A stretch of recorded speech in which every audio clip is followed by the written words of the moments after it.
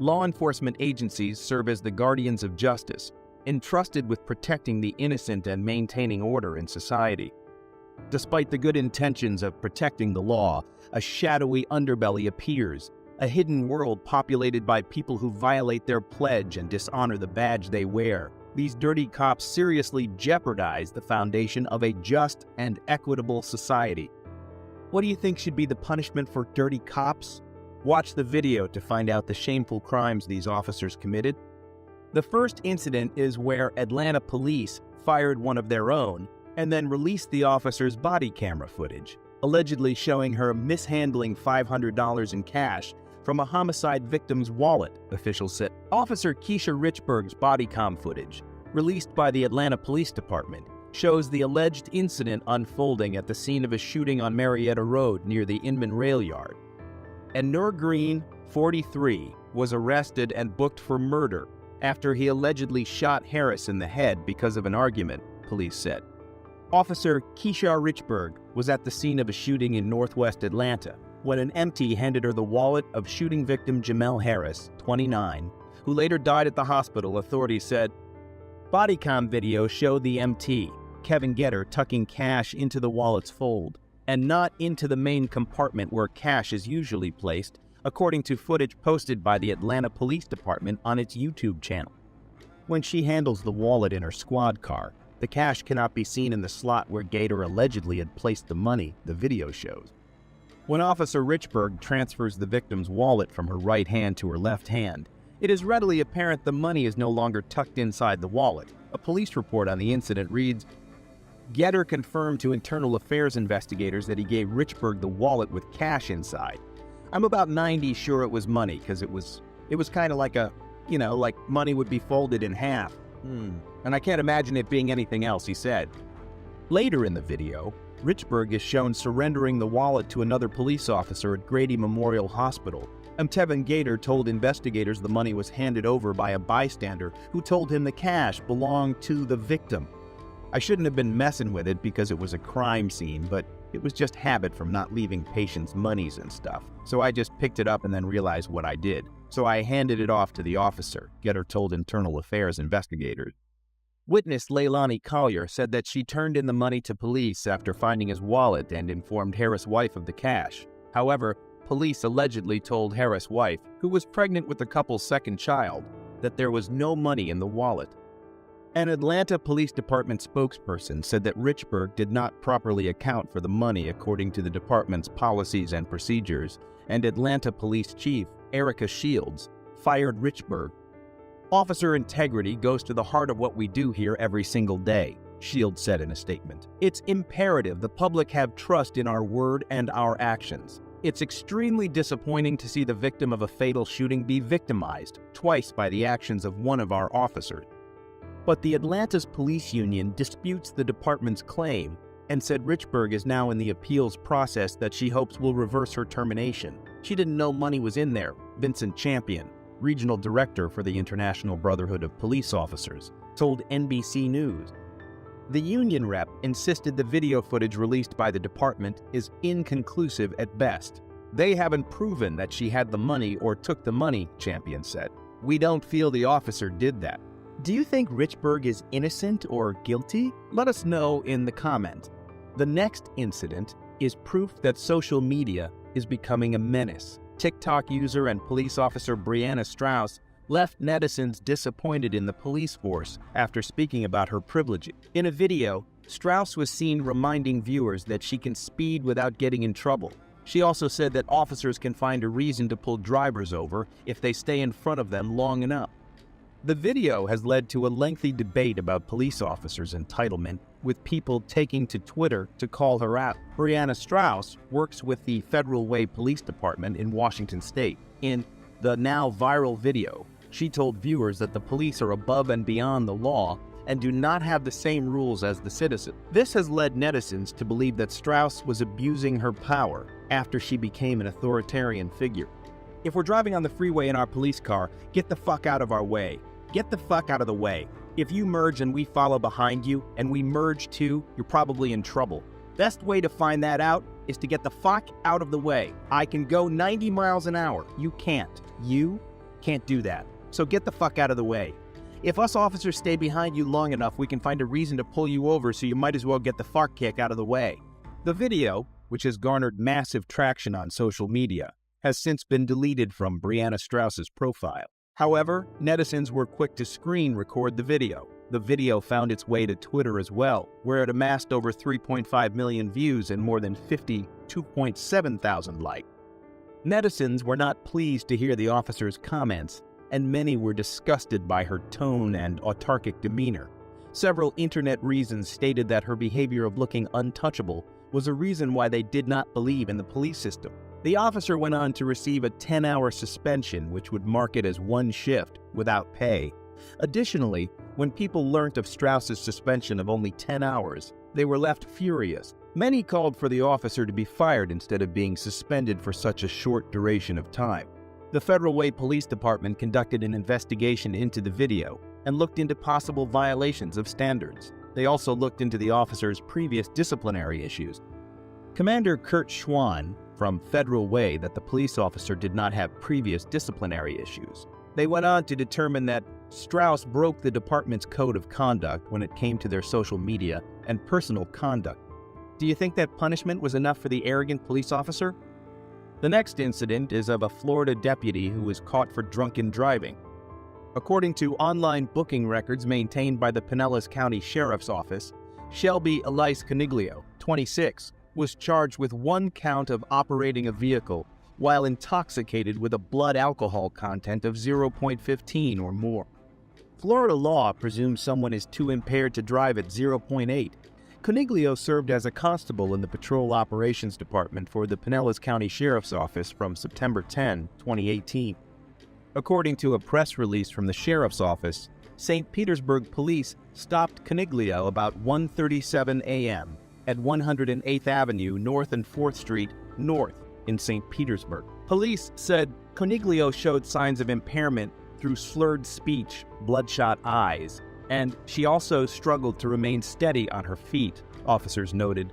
Police also said she had an odor of alcohol on her breath. Officers said that Coniglio agreed to perform field sobriety tests, but performed poorly on them, and that she submitted to a breath sample, which indicated she had a blood alcohol concentration above the legal limit. Officers said Coniglio submitted a breath sample that indicated she had a breath alcohol content level of 206/219, according to the Sheriff's Office. Her blood alcohol level was also higher than the state limit of 0.8. Coniglio was arrested and booked into the Pinellas County Jail and was released on her own recognizance. However, per the Sheriff's Office policy, Coniglio's employment was immediately terminated following the arrest. What do you think is the best way to protect citizens from dirty cops like this? Let us know in the comments, and don't forget to like and subscribe. That's before. Stay! Hey! Stop the car! Get the car! November 2022, Deputy Michael Noel of the Los Angeles County Sheriff's Office spotted a driver who was allegedly following his patrol vehicle too closely. Deputy Noel pulled and stopped the car and engaged him in an angry exchange, responding arrogantly despite the driver's compliance and courtesy. The driver handed up his license but took some time to locate his registration and evidence of insurance. Meanwhile, another pickup truck operated by Kenneth Espinoza, the driver's father, was parked behind Deputy Noel's car. Mr. Espinoza was only waiting for his son to arrive so they could continue to a repair shop.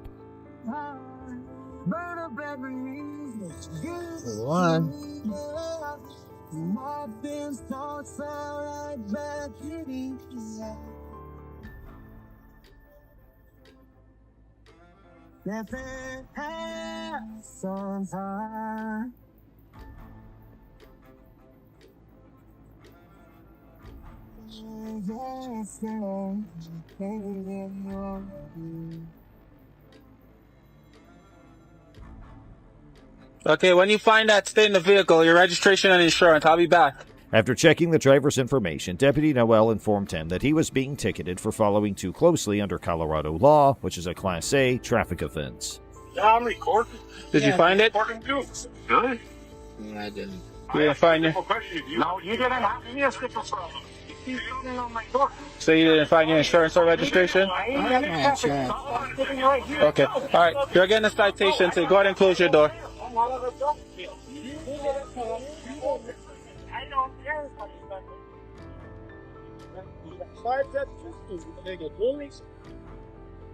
No. As Deputy Noel returned to his patrol vehicle to give the citation, another officer, Lieutenant Henry Trujillo, arrived and began arguing with Mr. Espinoza. Despite Mr. Espinoza's explanation that he was waiting for his son, both cops asked him to leave. Mr. Espinoza obeyed and began driving away, but Deputy Noel decided to cause trouble by holding onto the vehicle's door handle and demanding him to stop. Surprisingly, Deputy Noel drew out his service revolver and pointed at Mr. Espinoza, demanding that he exit the vehicle. Yeah, do you always stop behind cops when they pull people over? I ain't just stopped right here. Okay, you don't need to be here. I ain't You don't need to be behind here, him, okay? sir. You need to go. No, I Okay. don't. I'm waiting on my son. All right, He's my fine. ride back to Wilson. Leave. Leave. That's before. you can Stay. Stay. Hey! Stop the car!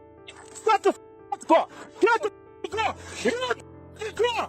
Get out the car! What are you gonna do? You gonna? SD4, give me the radio.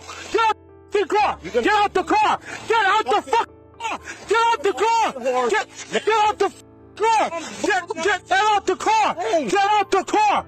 Lieutenant Trujillo also used his taser on Mr. Espinoza while questioning the cops about their behavior. Hey, Now, get out the car! I don't have to. Get out of the car. Yeah. He physically restrained Mr. Espinoza by yanking on his arm, preventing him from opening the door. Don't pull away from me. I'm not. You're gonna get lit up. I'm not. Okay, you're gonna get You're lit up. breaking my arm, man. Hold on, I'm gonna get out. Despite his lack of resistance, Deputy Noel tased Mr. Espinoza many times. Lieutenant Trujillo then handcuffed, manhandled, and tased in the face and threw Mr. Espinoza into a police van where the door crashed into his leg. Get in the car. Now. Damn, I'm fucking. Now, Fucking. Get in the car. you know, listen, ridiculous. Happy force. Take it hard. God damn, I don't see it. Happy What the fuck goes?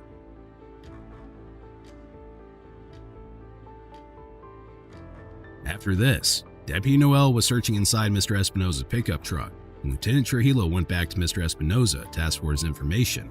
In response, Mr. Espinoza said that he refuses to answer questions.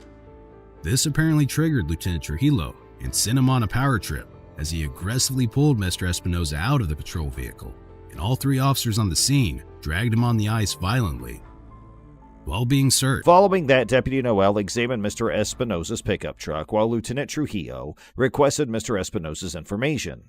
When Mr. Espinoza refused to answer questions, Lieutenant Trujillo roughly took him out of the patrol vehicle, and all three officers dragged him violently onto the ice while searching him. Mr. Espinoza complained about having taser pins placed into his lip, causing visible damage to his mouth. What's your date of birth? Don't answer questions. Take me to jail. You're going to jail. I'll call my attorney. Call your attorney. Okay. You're going to jail. You're going to get charged further if you don't give us the information we need. It's okay.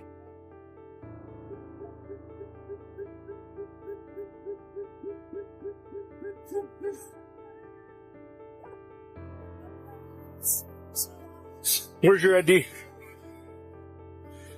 You have your wallet on you? Don't do that, man. I'm going to get you out. I'm going to pass search you. Now get out. I got my wallet. Get out now. Get out of the car now. Get out the car. Okay. God Okay. damn. This is how it's going to work. Okay. You're going to do what you're told to do, and that's it. Stand up. I can't. Up against the car. Spread your feet. Later, the district attorney declared that no charges will be filed against Mr. Espinoza, thereby ending that matter. Mr. Espinoza's counsel claimed that a civil case would be filed, claiming multiple instances of police wrongdoing. Both officers involved are still on duty, and an internal inquiry is underway to establish whether they committed misconduct. The Los Angeles County Sheriff's Department refuses to comment on the case. In the next incident, an officer harassed and followed a driver for no apparent reason. The officer failed to activate his emergency lights or signal a traffic stop. The driver felt suspicious and instructed his passenger to begin recording for his own safety. That way everybody can see. So, I went to the gas station because I had to go get a couple things. I've been using my turn signals. Plus, I've been doing the speed limit. There's 2 cops sitting on the side of the road. This cop has been following me for like 4 or 5 miles now. Everywhere I go, he keeps following me. The vehicle eventually pulled over and questioned the officer about the reason for the traffic stop. So I'm gonna get out and find out what the problem is.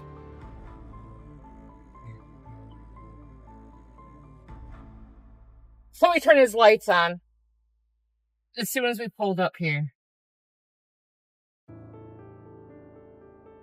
After a brief silence, the officer stated that he would explain after the motorist identified himself.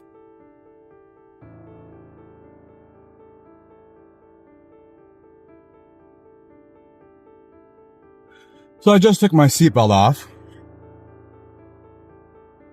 The motorist, invoking his constitutional rights, declined to furnish identification in the absence of legal justification for the stop.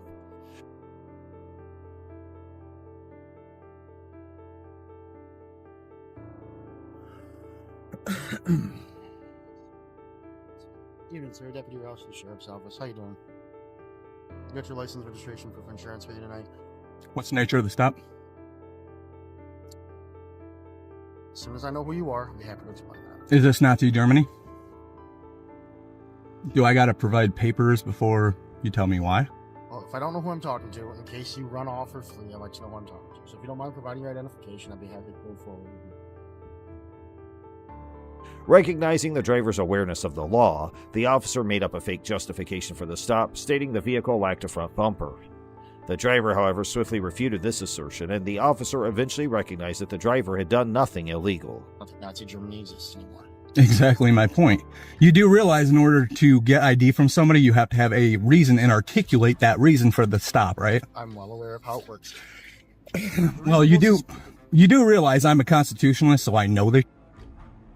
So, unless you can articulate, this is my property, yes. Property. Well, I don't live here, but this is my property. This is where you're staying? Okay. This is not where I'm staying, but I own this property. Oh, fair enough. While chuckling at the police's foolishness, the driver demanded that the officer call his boss. The officer acknowledged the absence of grounds for the stop at the end of the encounter. I knew exactly what you were going to do. There's nothing wrong with my car. Every light on my car works. Yes, sir. So what's the nature of the stop? Well, the nature of the stop is when you went by, it didn't look like there was a front bumper. And then as I was behind the car trying to run a registration, you took multiple turns and it appeared to be evading me. All I'm doing is checking out what's going on. You better get your goddamn supervisor. When is it illegal to make turns? Say it was illegal to make turns. Dude, we both know where this is going, and you know you have no reason to pull me over. All you need in Michigan is reasonable suspicion to make a traffic stop. Yes, you have to have RAS. But what is your single articulable suspicion? It appeared you were trying to avoid police contact. It looked like you had a bumper on the front of the car when you went by. Dude, I'm not giving ID, because I didn't do nothing wrong. Okay. Is this your car? It's in my dad's name, yes. It's in your dad's name? Yep. Okay, sir. Dude, this is going to make an awesome YouTube video. You just admitted that I committed no crime or no traffic infraction. When the f*** is it illegal to make turns? Well, there is a bumper on my car. well, it's... Now let's move on to the next case. Officers Ashley Ploft and Adam Hobbs of the Toledo Police Department responded to an accident scene on January 1st, 2023. While there, they saw a passing vehicle and suspected the driver nearly collided with a tow truck. The officers pursued the vehicle without using their emergency lights, and it quickly pulled over. The car included 2 females, Kaylin Smart and Melvina Keith, who were returning home from a night out. Officer Hobbs approached the vehicle and wrenched open the passenger door without warning or conversation. This aggressive action violated Miss Smart's Fourth Amendment rights, which protect her from unreasonable searches and seizures. Officer Hobbs responded to Miss Smart's question regarding his aggressive behavior by instructing her to shut up. He ordered her out of the car and pulled her out, pinning her on the ground. Officer Ploft acted similarly belligerently, indicating that she was going to take the people from the automobile. She then opened the driver's side door, ordered Miss Keith to exit the vehicle, and handcuffed her. The cops failed to inform the women of the reason for their incarceration. Despite the fact that neither Miss Smart nor Miss Keith posed any threat, they were both violently assaulted. Why are you opening the door like that? Shut your mouth. Officer Plouffe threw Miss Keith to the ground by holding her hair, while Officer Hobbs joined in detaining Miss Smart. Officer Plouffe punched Miss Keith at least 5 times. When Miss Smart attempted to converse with Officer Hobbs, he forcibly threw her back on the ground and hauled her to the police vehicle. Q6. Turn the car off. Turn the car off. Out. Step out. Throughout the encounter, the officers failed to provide a clear justification for the arrest. They accused the women of nearly killing people, despite the fact that dashcam footage indicated no such threat. Officer Hobbs falsely stated that Miss Smart had punched him many times. A passerby inquired about the event, causing the officers to create a story about the women hitting them.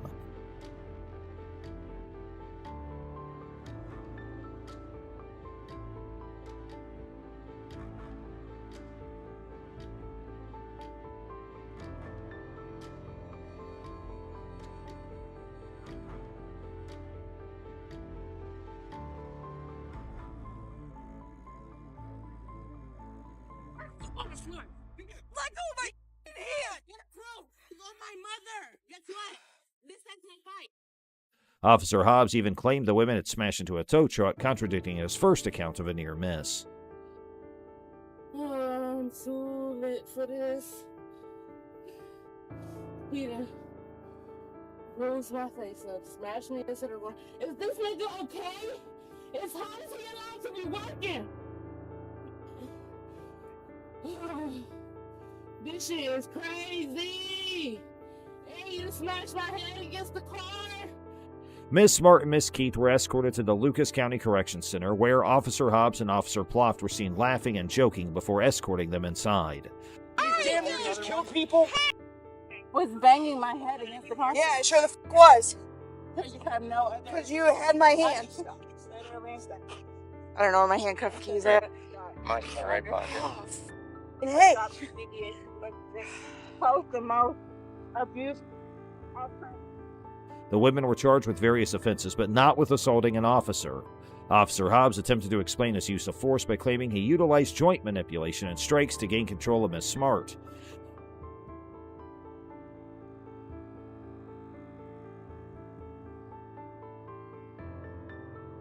Punch me in the face like 3 or 4 times. Notably, Officer Plouffe had been involved in a similar event a few months previously when she assaulted Olympic boxer O'Shea Jones without experiencing serious consequences. They drove through a crash and he crashed into a tow truck. It looked like it. I mean, there's a scrape on the side. There's scrapes on both sides though, so I don't know. Those are keys. I can drive the car. No, the car's not moving. Yeah.